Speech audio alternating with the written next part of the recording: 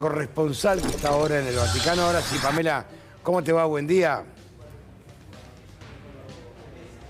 Gallego, muy buenos días. Estamos junto al gobernador Axel Kicillof, que se reunió hace apenas pocos minutos, se reunió con el Papa Francisco. Estuvieron 40 minutos reunidos en una audiencia privada, un día muy especial, donde, bueno, entre todo el encuentro con el Papa también, bueno, se habló de los hechos, de lo que está sucediendo en nuestro país, de la ley bases que se acaba de aprobar, bueno, y de los conflictos, de la represión que hubo en nuestro país. Gobernador, muy buenos días, gracias por recibirnos. Sí, buenos días a todos, a todas. Bueno, se reunió con el Papa Francisco justo, bueno, en un momento muy conflictivo en nuestro país, donde hubo represión, se acaba de aprobar la ley bases.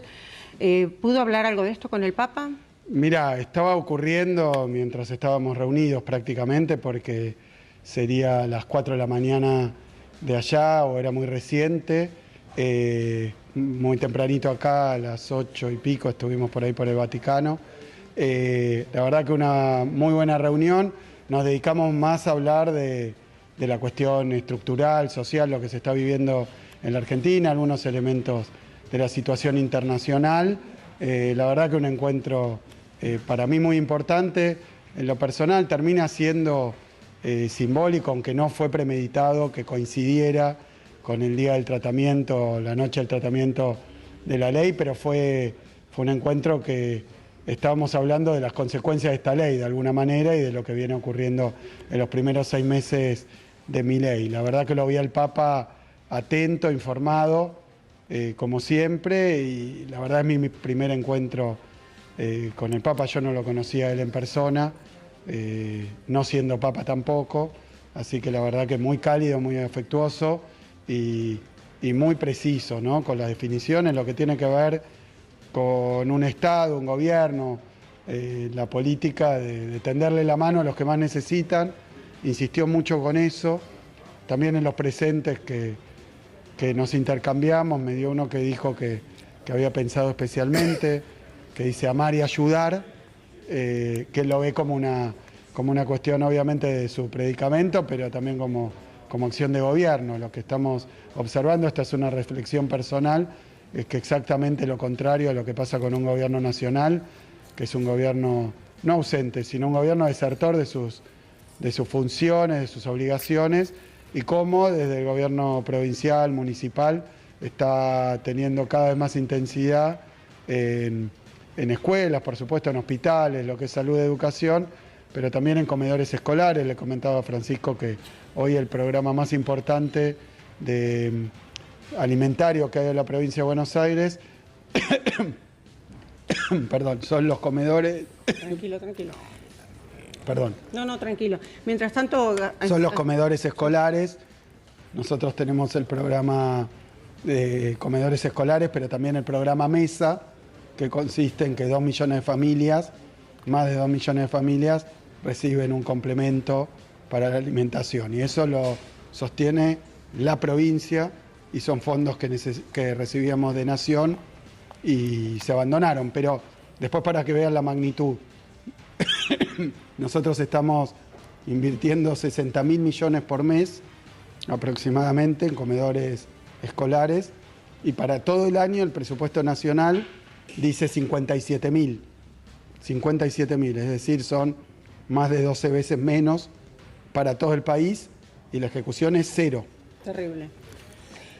Bueno, además, gobernador, ahora vamos a hablar se lo paso al piso al Gallego, que lo va a escuchar, pero antes, bueno, justamente un modelo, el que tenemos ahora en nuestro país, que va totalmente en contra de la Iglesia y del pontificado del Papa argentino, del Papa Francisco, una vez que tenemos, una vez en la historia, un Papa argentino, que es la justicia social, la bandera de su pontificado. Sí, me entregó como un presente, Laudato Si, Fratelli Tutti. Nosotros justo después de eso estuvimos una reunión extensa con Tucho, que era anterior arzobispo de La Plata, bueno, anterior ahora, hablando precisamente de esas ideas del Papa.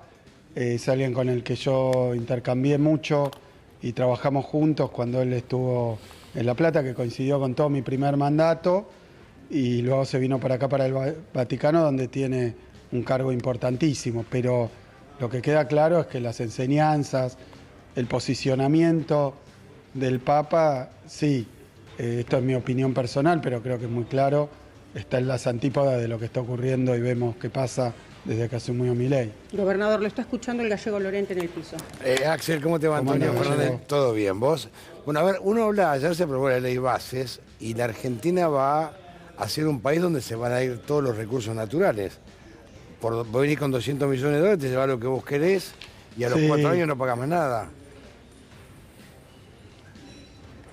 Sí, yo hablaba de eso, de que de tener una riqueza en términos de recursos naturales como la que tiene la Argentina, puede leerse, mira, estoy medio papal acá, como una bendición para el país, pero lo mismo puede decir alguien de los diamantes en Sudáfrica o puede decir de la plata en la mina de Potosí. La verdad que tener los recursos da una ventaja si esos recursos se extraen y se explotan a favor del interés nacional y del bienestar del conjunto. Los recursos mineros, petroleros de la Argentina, y bueno, pueden convertirse, obviamente, minas de Potosí, diamantes en algunos países de África. Uno conoce la cruenta historia que consistió, para sintetizar, condiciones miserables de vida para quienes trabajan en la explotación de esos recursos y que nada de esa riqueza repercuta o quede o juegue para el interés nacional. ¿Qué sería eso otro? Tanto desde la perspectiva de los recursos, las divisas que tanto necesita la Argentina, un mal endémico de la economía nacional, la restricción externa que se podría tender a solucionarla, pero uno ve cómo ha avanzado la explotación petrolera en Vaca Muerta desde que se recuperó YPF. Antes de recuperar YPF, Vaca Muerta no existía. No.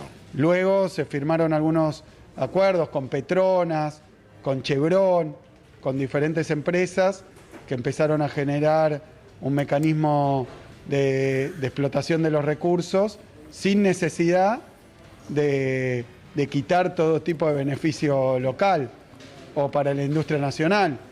Ahora, esas inversiones que ya están programadas, se habla de triplicar más o menos la producción petrolera en poco tiempo, sin el RIGI.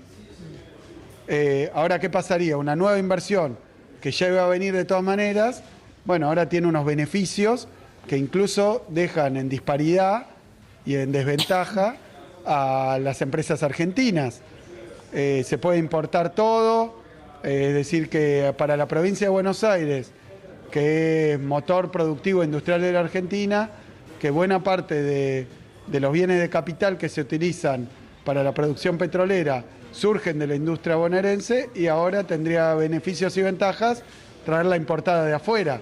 Lo mismo, no dejar dólares, no cobrar determinados tributos, es decir, que un paquete de cuestiones que tienen que ver con el extractivismo, se conoce, pero ya es casi un esquema de la época colonialista.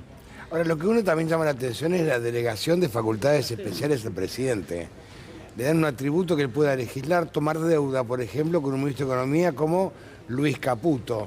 Entonces, generalmente uno nota que, digamos, la Argentina habla del dólar y no habla del peso, que hoy el salario no vale nada, no se discutió pesos, por suerte no se aprobó la moratoria, sigue la moratoria jubilatoria. Uno nota que es una ley bases donde no se ha beneficiado a la mayoría de los argentinos. Una represión terrible ayer. No hay un solo artículo, lo dije en la conferencia de prensa que dimos en Casa de la Provincia de ahí de Capital, el día antes, con una mayoría de intendentes de la provincia de Buenos Aires, marcando que no hay un solo artículo que beneficie al pueblo de la provincia, al aparato productivo de la provincia, a los sectores trabajadores, a los sectores medios, empresarios, comerciantes, pequeños productores, no hay nada que los beneficie.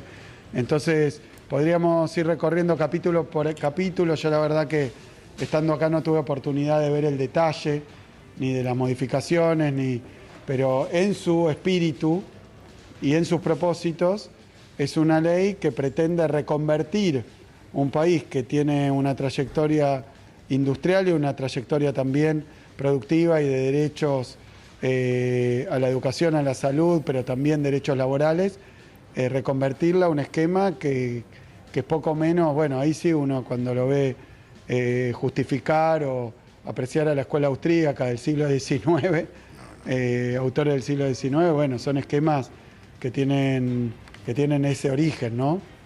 O hablar como un paraíso perdido del modelo agroexportador. El modelo agroexportador argentino, el primer centenario, toda una época donde no había derechos ni siquiera para los inmigrantes que habían venido producto de gobiernos y de presidentes que reivindica el presidente actual. Bueno, uno puede ver toda esa tradición argentina que, entre otras cosas, tenía la ley 1420 que hablaba de educación pública, gratuita, universal, obligatoria. Ahora esos mismos presidentes estarían escandalizados de lo que se está proponiendo. Uno de ellos, Roca, estaría totalmente escandalizado, que tanto se lo reivindica ahora. Sí, pero Roca es en muchas cosas que podríamos ver, claro, la mal llamada conquista del desierto, bueno, perfecto, pero uno podría ver la obra pública. Roca, por ejemplo, fue uno de los presidentes que impulsó la obra pública, por ejemplo, la propia ciudad de La Plata, el puerto de La Plata, y bueno, pero obra pública en todo el país, pero además bajo su mandato y por inspiración de Sarmiento se aprobó la 1420, que es la ley esta que permite que haya educación pública gratuita en todo el territorio nacional, y vemos a estos discípulos presuntos pero totalmente equivocados de estos autores y de estos dirigentes argentinos, que lo escuchaba Berti Venegas Lynch, hijo creo, ya no sé cuál es. Hijo. Decir que la obligatoriedad de la enseñanza, él no estaba tan de acuerdo. Bueno, me parece que es una mirada tan retrógrada.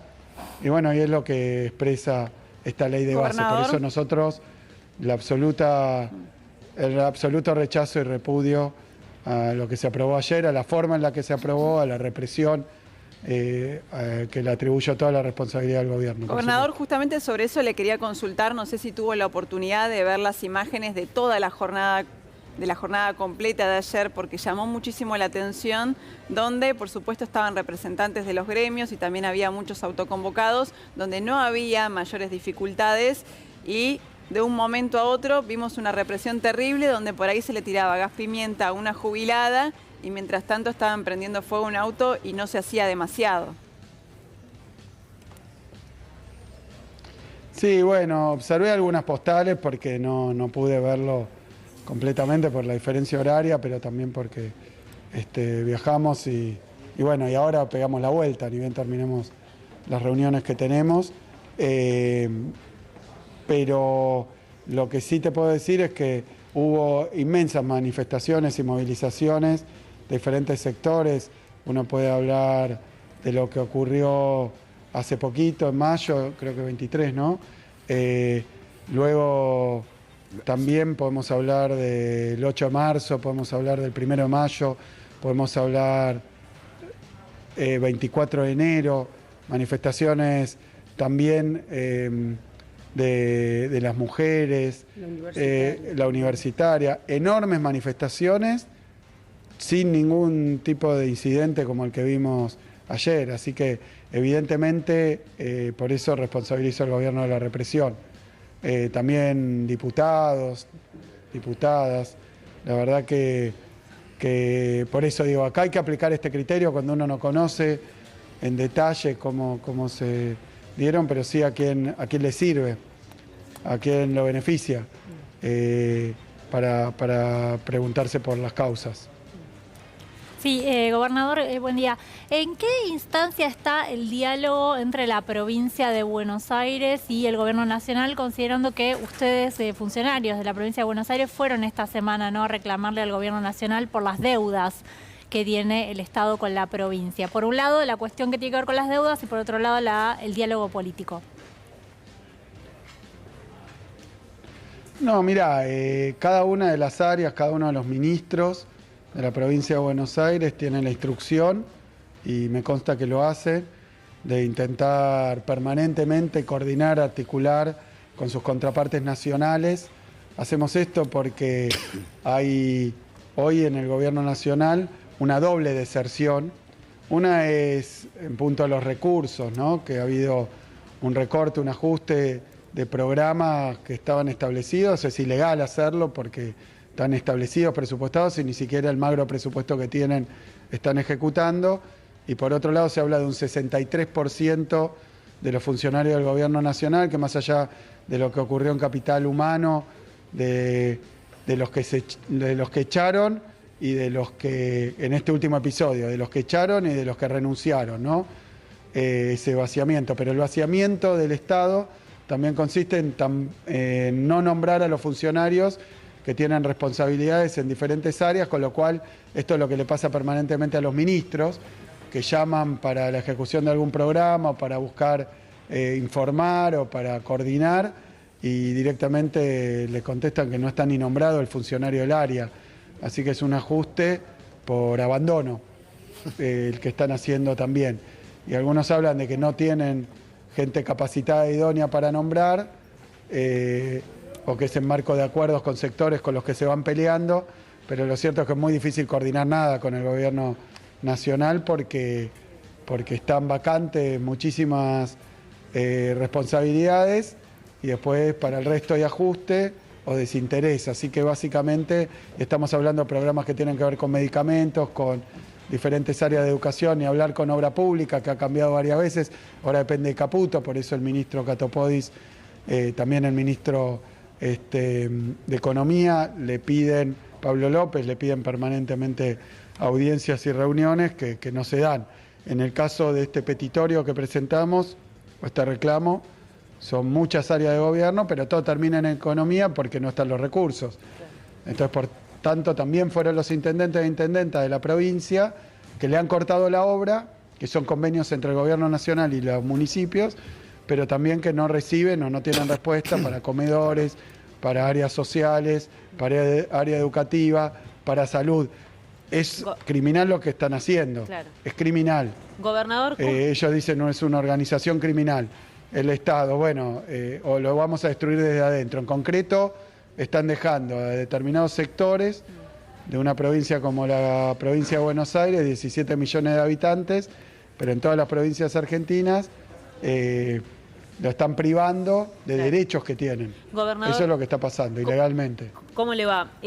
Me quedo preocupada respecto a lo que estaba marcando hace un rato, ¿no? La aprobación del RIGI y la libre disponibilidad de dólares a partir del cuarto año. Digo, usted sabe que a partir de 2025 los vencimientos de deuda, ya sea con el fondo, acreedores privados, etcétera, comienzan a acumularse. Digo, ¿cómo la Argentina, además de buscar crecer y acumular reservas, va a pagar esa deuda si justamente la explotación de los sectores estratégicos mediante este RIGI hace que se la lleven toda? Sí, no, además la disparidad, la inequidad que se presenta con inversores también nacionales que hacen ese esfuerzo y que de pronto no van a tener los beneficios de este régimen.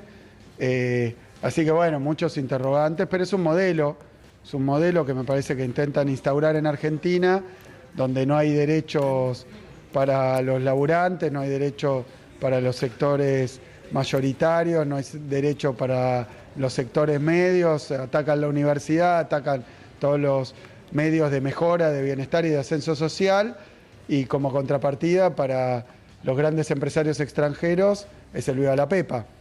Entonces creo que en ese sentido una gran preocupación, no solo por los vencimientos de deuda, sino por la deuda social que están generando, por ese superávit trucho que consiste en no pagar compromisos que tiene el Estado Nacional y que se van acumulando. Con importadores es el que más se conoce, pero también con las provincias, por eso estamos reclamando ante la Corte Suprema de Justicia. Ahorran recursos, dicen ellos, que es producto de no pagar los compromisos que tienen. Claro. Entonces, esto en pesos y en dólares. Axel, te mando un gran abrazo, un abrazo enorme. Pamela, un beso grande, gracias. Bueno, un saludo también desde acá. Un beso grande y lo último, Gallego, si me permitís, un presidente, Javier Milei, que está arribando ahora a Italia, coinciden en el mismo país con el gobernador Axel Kicillof, que deja el país incendiado y se viene a participar del G7, gobernador, lo último. Sí, no sabía que estaba viniendo porque creo que demoró el viaje. Bien.